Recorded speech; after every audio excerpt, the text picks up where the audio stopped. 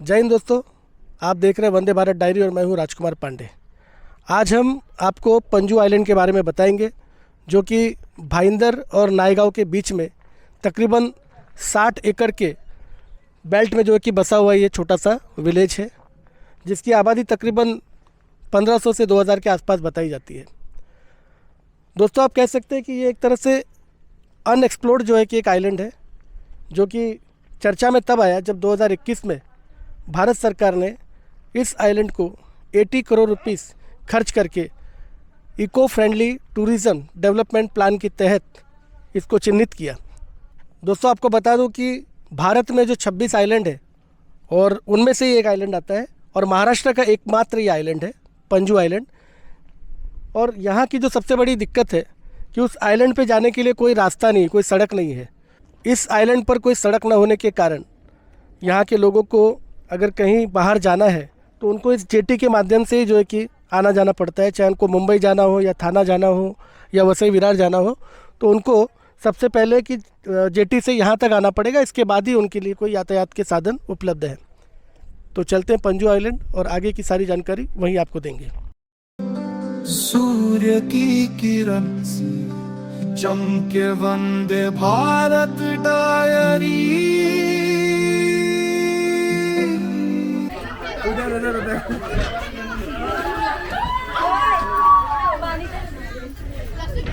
केंद्र ने 80 करोड़ रुपए की लागत से eco friendly tourism development plan के लिए वसई क्रीक पर स्थित पांजू द्वीप को शॉर्टलिस्ट किया है। इस परियोजना से स्थानीय लोगों को रोजगार प्रदान हो सकता है। नायगांव और भाईंदर के बीच 600 एकड़ में बसा पांजू आइलैंड है, जिसने केंद्र सरकार का ध्यान अपनी ओर आकर्षित किया। वसई क्रीक पर स्थित पांजू द्वीप भारत के 26 द्वीपों में से एक है और महाराष्ट्र में एकमात्र है, जिसे पर्यटक आकर्षण के केंद्र में बदल दिया जाएगा। भारत सरकार के public policy think tank body of government NITI Aayog को इसके समग्र विकास की योजना बनाने की प्रक्रिया शुरू करने का निर्देश पहले ही दिया जा चुका है। इस द्वीप की आबादी लगभग 1500 के आसपास है और ये वसई शहर से तकरीबन 10 किलोमीटर दूर है। नायगांव से जेटी के माध्यम से 7 मिनट में इस आइलैंड पे पहुंचा जा सकता है।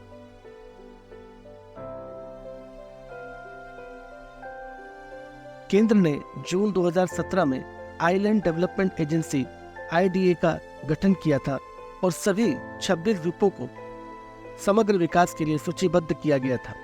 पंजू उनमें से एक है, बाकी अंडमान निकोबार और लक्षद्वीप में स्थित है।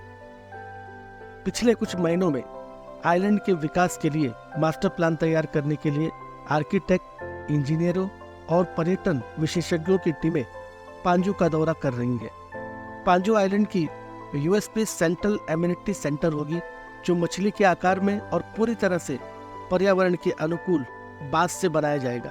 एक और मुख्य आकर्षण मैंग्रोव पार्क होगा, जो न केवल जंगल की रक्षा करेगा बल्कि संरक्षण के बारे में जागरूकता फैलाएगा। आइए अब पांजू गांव के निवासियों से बात करते हैं। आइए, गांव के बारे में थोड़ा बताइए ना। ये गांव के बारे में बताएगा तो ये पांजू बेट है।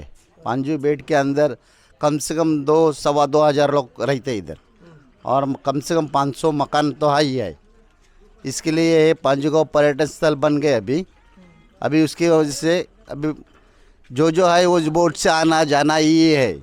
अच्छा, यहाँ पे कोई गाड़ी वाड़ी नहीं है? गाड़ी वाड़ी नहीं, कुछ बाइक वगैरह? बाइक है, एक्टिवा वगैरह चलता है इधर, मतलब 2 व्हीलर चलता है और साइकिल? साइकिल। आगे तो पॉल्यूशन 0% है यहाँ पे, पॉल्यूशन है ही नहीं? नहीं। बाकी सबसे अच्छा बढ़िया गांव बोलेगा तो ये पांजू गांव है। कुछ क्या खासियत है, क्या यहाँ पर अच्छा है? सब है, समझो दुकान है, रहने के लिए है, सब लाइट पानी बीनी सब कुछ चलता है व्यवस्थित। 24 घंटा पानी है? 24 घंटा था। दो तालाब है पानी का इधर। अच्छा, 2 तालाब भी है? 2 तालाब भी है पानी का। ओके, तो पानी क्या अभी BMC का आता है क्या? BMC, बॉम्बे BMC का आता है, भाईंदर से आता है वो भी। अच्छा। हाँ।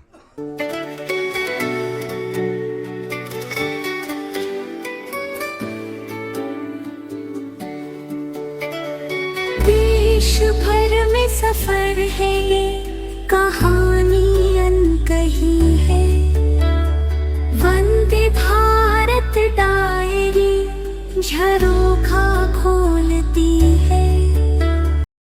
इस समय हमारे बीच में पंजू ग्राम पंचायत की सरपंच हेमांगी भोयर जी है। आइए उनसे बात करते हैं। मैडम, क्या बताना चाहेंगे इस गांव के बारे में? हमारा गांव एक पर्यटन स्थल घोषित हुआ है। वो जो केंद्र सरकार से ये स्कीम जारी हुई है। टोटल इंडिया में 26 वेटलैंड्स है, उसमें से पांजू आइलैंड वेटलैंड करके जो केंद्र सरकार ने किया है उसको अभी पर्यटन क्षेत्र में हम लोग कन्वर्ट करने वाले हैं। जैसे शासन का उसमें बहुत बड़ा हाथ है, जिसमें होल महाराष्ट्र में पांजू ये एक ही वेटलैंड है और केंद्र शासन ने इस पे पर्यटन स्थल करने घोषित करके इसमें जो डेवलपमेंट करना है उसके लिए हमारे जो आमदार है, स्थानिक आमदार हितेंद्र जी ठाकुर, वो इसमें बहुत सहकार्य कर रहे हैं। जैसे ये पांजू का जो मेन खासियत है वो है हमारा हनुमान मंदिर। ये हमारा 125 पूर्वजों के हिसाब से, जैसे यहाँ पे 5-6 पीढ़ियाँ हो चुकी है, उनके हिसाब से ये 125 ईयर्स पुरातन है। और यहाँ पे एक बार फ्लड आया था, जो हनुमान मंदिर में जाके हनुमान जी के पैर को जो ये सागर का पानी छुआ, उसके बाद तुरंत वो हट गया पानी और नीचे आ गया उसका पानी का स्तर। इस वजह से ये मंदिर बहुत जागृत देवस्थान है और यहाँ पे कभी फ्लड नहीं आता। जैसे 26 जुलाई को फ्लड आया था मुंबई में, तो पूरा मुंबई जैसे भर गया था, तभी पांजू गांव एकदम सेफ था। यहाँ पे पानी का, फ्लड का कोई भी ऐसा सिचुएशन नहीं था। यहाँ पे सब गाँव वाले सेफ थे। मैडम, हम लोग ये जानना चाहते हैं कि इस गांव का प्रमुख व्यवसाय क्या है, काम क्या करते हैं लोग यहाँ के? प्रमुख व्यवसाय यहाँ पे है खेती। जैसे खेती बाड़ी होता है, वो भी जो हंगाम में होता है, जैसे बारिश के सीज़न में खेती बाड़ी करते लोग। 80% लोग यहाँ पे नौकरी कर रहे हैं और 20% खेती बाड़ी कर रहे हैं। बिकॉज अभी का जो जनरेशन है वो खेती बाड़ी में ज़्यादा ध्यान नहीं देता। बट जैसे ही यहाँ पे पर्यटन स्थल घोषित हुआ है, तो हमारा यही प्रयास रहेगा कि यहाँ के जो पीढ़ी है, जो युवा पीढ़ी है, उनको हम गांव में ही पर्यटन स्थल जब घोषित होगा तो गांव में कैसे रोजगार ला सके, उस हिसाब से हम प्रयत्न कर रहे हैं। और इसमें हमारे स्थानिक जो भी स्थानिक आमदार है और सरकार है, वैसे ग्रामस्थ है, वो सब मिलके हम एक अच्छा सा प्लान करके सरकार के सामने प्रस्ताव रखेंगे, जिसकी वजह से जो 80% हमारा क्राउड जो बाहर नौकरी कर रहा है, उनको गांव में रोजगार मिल जाए। ठीक है। मैडम, हम लोग ये जानना चाहते हैं कि अभी पूरे देश में, मतलब देखा जाए तो विकास की जो धारा है वो तेज़ी से बह रही है।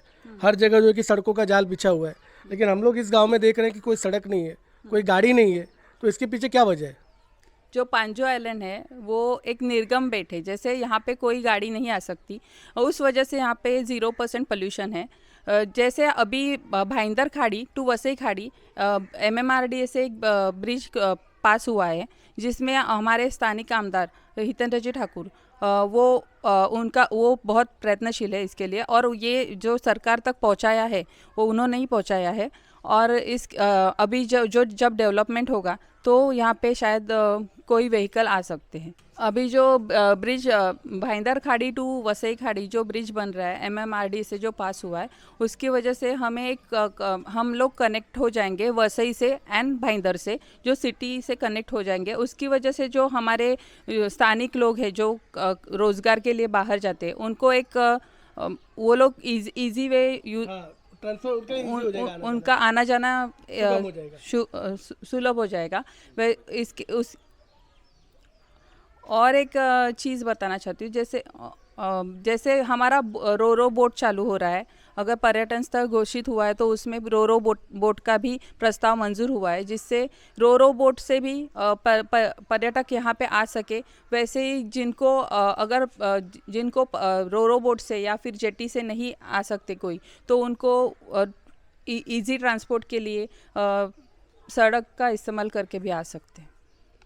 मैडम, जैसा कि गवर्नमेंट ऑफ इंडिया ने इस जगह को जो है कि टूरिज़्म के लिए घोषित किया, तो उसमें उनका ये कहना है नीति आयोग मतलब जो पब्लिक पॉलिसी बॉडी होती है गवर्नमेंट ऑफ इंडिया की, तो उनका ये कहना है कि हमने इसके लिए प्रोसेस चालू भी कर दिया है और सरकारी अधिकारियों को भी यहाँ पे भेजते हैं वो सर्वे के लिए। तो आते हैं वो लोग? या आते हैं यहाँ पे।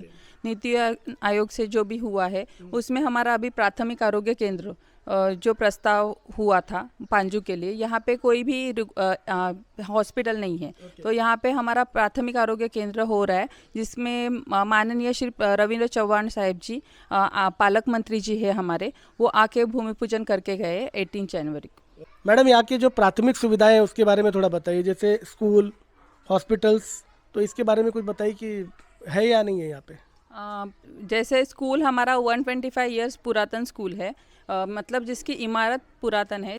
हमारा स्कूल जो पांजू में स्कूल है वहाँ पे 33 टोटल बच्चे पढ़ रहे हैं, 2 शिक्षक हैं। और यहाँ पे हमारा जो स्कूल का इमारत है वो पुराना है, 125 इयर्स पुराना है, जैसे 18 सेंचुरी में ये हुआ था। और हमारा सरकार से निवेदन रहेगा कि हमारी जो स्कूल है वो उसकी जो नींव है वही रख के, और वो एक पर्यटकों के लिए एक अट्रैक्शन केंद्र बने। इसके लिए उसको हमें सिर्फ रिनोवेट करके दीजिए और वैसे के वैसे ही उसकी वास्तु रखी जाए। ओके, तो ये भी हो सकता है कि उस स्कूल को ऐसे ही रखा जाए और एक नई जो है कि इमारत दी जाए, जिससे कि आपका जो प्राचीन काल का ये जो है वो बना रहे। अच्छा, दूसरा उसके लिए हमने जिला परिषद से ऑलरेडी प्रस्ताव किया है। जो जिला परिषद से हमें दो रूम दिए गए हैं, प्रस्ताव है, जिसमें हमें पेवर ब्लॉक, देन संरक्षक भिंत एंड दो शिक्षक स्टूडेंट्स के लिए 2 रूम सैंक्शन हो गए, जिसका प्रस्ताव ऑलरेडी हमने दिया हुआ है। अच्छा, अभी आपने बताया कि आपके यहाँ पे केवल प्राथमिक उपचार के लिए हॉस्पिटल है। हॉस्पिटल या आपकी क्या बोलते हैं, हेल्थ सेंटर। तो अगर कोई सेवियर अगर बीमार है, किसी को सपोज कोई इमरजेंसी है, तो ऐसे में कहाँ जाते हैं फिर? जैसे मैंने पहले ही बोला है, जो हनुमान जी की यहाँ पे ये गांव में इतनी कृपा है कि ऐसे कभी केसेस आए नहीं है कि कोई सीवर अटैक या फिर हो जाए और उसको इमरजेंसी सर्विसेज के लिए लेके चला जाए। फिर भी अगर ऐसा कुछ होता है तो हमारी जो जेटी है, हमारी जो बोट है, उससे हम मतलब जो भी है इमरजेंसी के लिए हम कॉल करके उनको लेके फिर ट्रैवल करते हैं। और गांव वाले जो है या जेटी वाले इतना हमें सहकार्य करते हैं कि तुरंत वो हमें सुविधा उपलब्ध हो जाती है। इस गांव की टोटल पॉपुलेशन कितनी है? टोटल पॉपुलेशन 1500 तक है। 1500 के आसपास है। इस गांव का काफ़ी इतिहास भी है, अगर उसके बारे में कुछ बोलना चाहे तो वो भी बोल सकती हैं। जैसे हमारा भारत में जैसे पोर्तुगल राज्य था, तभी चिमाजी अप्पा जी है, उन्होंने आके यहाँ पे लड़ाई, जैसे वो लड़ाई के लिए जा रहे थे, तभी ये सेंटर पांजू एक उन्होंने सेंटर बनाया था। और चिमाजी इसके लिए और यहाँ से उन्होंने यहाँ पे एक क्या स्टे लिया था। और यहाँ पे उनकी वजह से उनके काल में स्थापित एक महादेव शिव जी का मंदिर भी है, जो हमें पांजू बंदर पे ही आपको दिखाई देगा। जैसे उन्होंने यहाँ पे स्टे करके यहाँ पे एक उनकी सेना बनाई थी। हमारे पांजू गांव ने 21 स्वतंत्र सेनानी स्वातंत्र के लड़ा के लिए इधर दिए हुए हैं, जिन्होंने मतलब कारावास किया है। तो जैसे कि उन्होंने बताया कि इस गांव का एक इतिहास है। जब बेसिन वॉर हुआ था 1802 में, पुर्तगाज वर्सेस जो महाराष्ट्र के जो उस समय के राजा हुआ करते थे, तो उसके इतिहास के बारे में इन्होंने जानकारी दी। आज के कार्यक्रम में इतना ही। ऐसे ही किसी नई जानकारी के साथ आपसे फिर से रूबरू होंगे। तब तक के लिए स्वस्थ रहे, मस्त रहे। जय हिंद, वंदे भारत।